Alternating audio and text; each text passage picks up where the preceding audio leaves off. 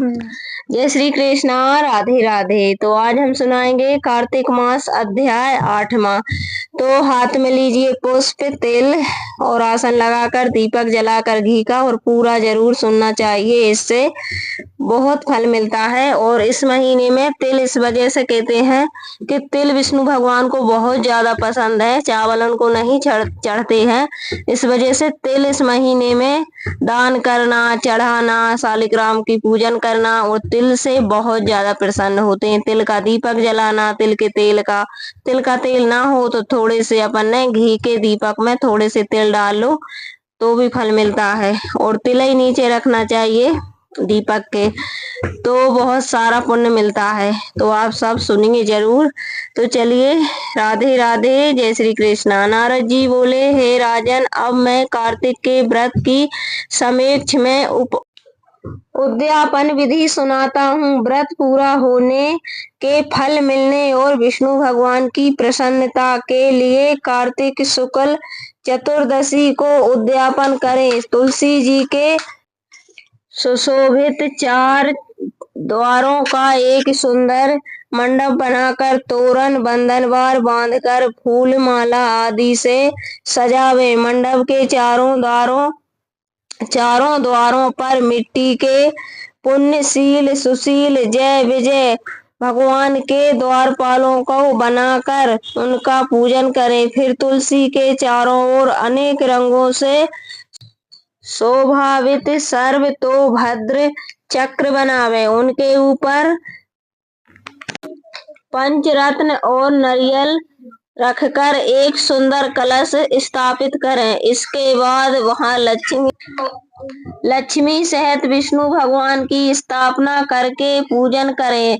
व्रती पुरुष ब्राह्मण आदि देवताओं और इंद्रादि लोक परलोक का मंगल हेतु पूजन करे। द्वादशी को भगवान उठे थे, त्रयोदशी को देवताओं ने उनके दर्शन किए और चतुर्दशी को देवताओं ने उनका पूजन किया।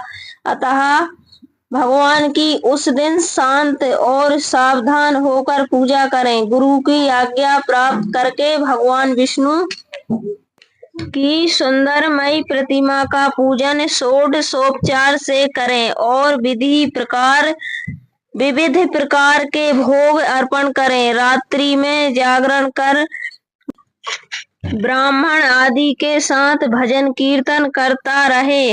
प्रातः काल उठकर नित्य नैमित्तिक कर्म करें, पश्चात हवन करें, ब्राह्मणों को भोजन करावें और विधि पूर्वक इस वैकुंठ चतुर्दशी का व्रत करता है तो वह इसके व्रत मात्र से वैकुंठ धाम को पाता है। इस वैकुंठ चतुर्दशी के महत्व को देवता और शेष जी भी नहीं कह सकते। जो वाणी भगवान चक्रपाणि के जागरण में भक्ति पूर्वक आंगन में गायन और नृत्य करते हैं, उनको सहस्र गौओं के दान करने का फल मिलता है। जो वासुदेव भगवान के सन्मुख भजन कीर्तन आदि करता हुआ जागरण करता है अथवा उनकी लीलाओं का पाठ करते हुए जागरण करता है और वैष्णवों के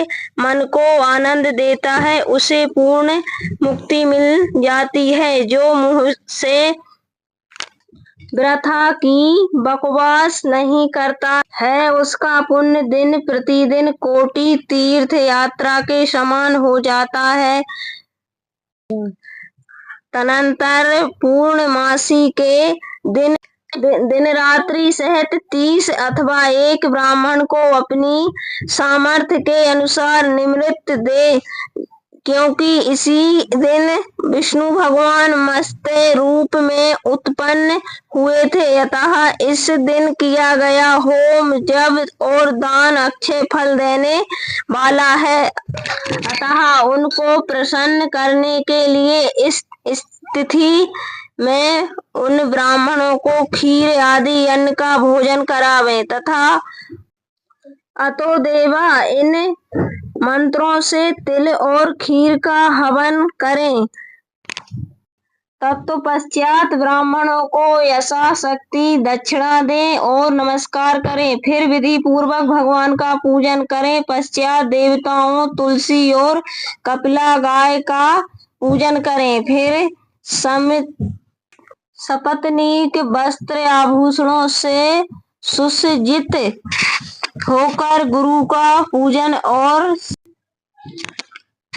समापन करवें और मेरी व संतान, पुत्र पौत्र आदि की दीर्घ आयु होवे तथा पूजा करने से मेरे मनोरथ सफल हो और मरण उपरांत मुझे विष्णु लोक की प्राप्ति हो।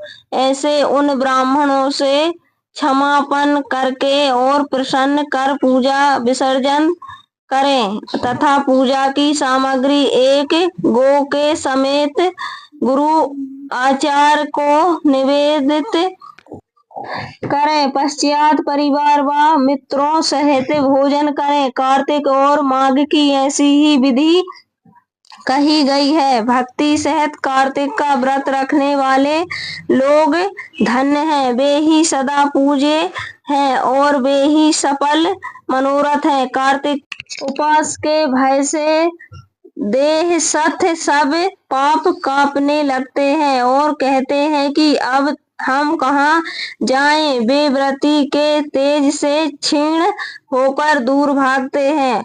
जो कार्तिक महत्व को भक्ति पूर्वक सुनाते और कहते हैं, वे पास रहते हो उत्तम फल प्राप्त करते हैं। कार्तिक महत्तम अध्याय 8 समाप्तम। कल मिलेंगे अगले अध्याय में। जब तक के लिए हरे राम राम राम हरे हरे, हरे कृष्ण कृष्ण कृष्ण कृष्ण हरे हरे, राधे राधे।